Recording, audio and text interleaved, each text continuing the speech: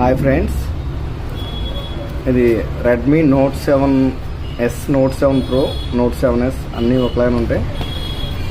Customer charging పెట్టిన తర్వాత battery blast అయింది అని చెప్పి మొబైల్ అలా ఇచ్చారు.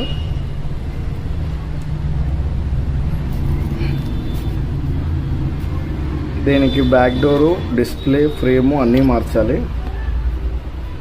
డిస్ప్లే ఆల్రెడీ పోయింది, ఇంకొంచెం ఇక్కడ మచ్చ ఉంది.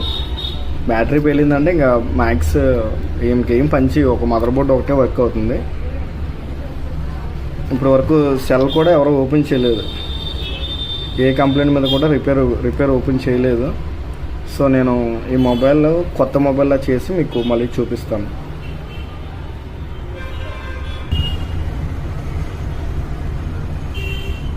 హాయ్ ఫ్రెండ్స్, మన మొబైల్ కొత్త డోరు, బ్యాటరీ, డిస్ప్లే